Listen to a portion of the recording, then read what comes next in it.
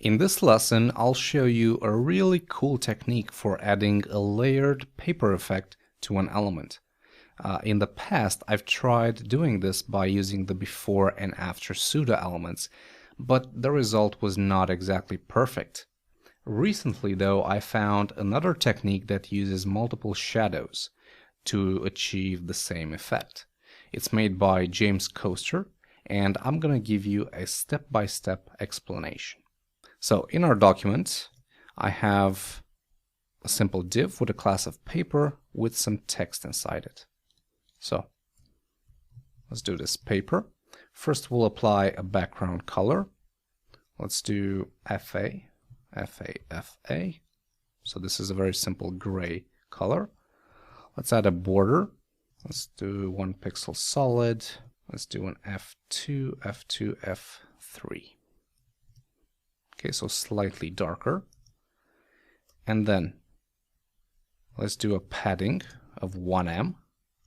And let's align the text to the center.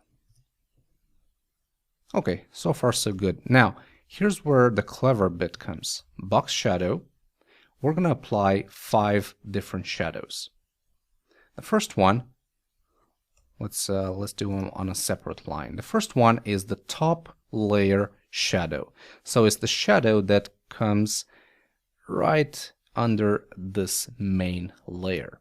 So it's going to be 0 for X, 1 pixel for the Y axis, 1 pixel for blur, and then the color is going to be a black, so RGBA, 0, 0, 0, and 0.15 for opacity.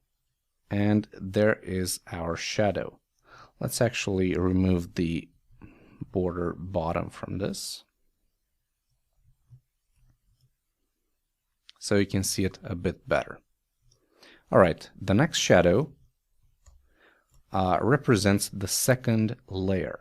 So we'll start again, 0x, this time 10 pixels for the y-axis, 0 for blur, and it will do a -5 pixels for spread. And the color EEE. Save. And that right there is the second layer. Now notice we have a tiny bit of offset on the left and right. And that's caused by this value right here, -5 pixels. If I change this to -15, we don't see it at all. If we change it to 15 pixels, it's now incredibly big. If we change it to 5, it's closer. So by giving it a negative value, we make sure it's kind of offset on the sides. All right, next step is the second layer shadow. So 0, 10 pixels. We'll do 1 pixel for blur, and then -4 pixels for spread. So it's kind of 1 pixel bigger than the actual layer. And the color, the same RGBA, the same black with a 15% opacity. Save, and there it is. Now we have a small shadow applied under the second layer. So let's add another layer. So we'll do 0, this time 20 pixels, because it's actually 10 pixels higher than the previous layer. 0 for blur, -10 pixels for spread, same color. Okay, there it is. And finally, the shadow for this third layer. 0, 20 pixel, 1 pixel blur, -9 pixels for spread, and RGBA.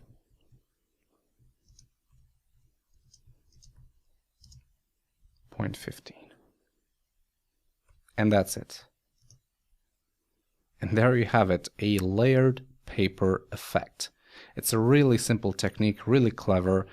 Big thanks to James Coaster for the snippet.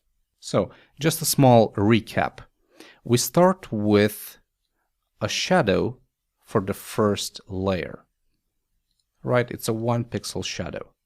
Next, we create the second layer by setting the blur to 0, we make sure that that shadow is a solid color.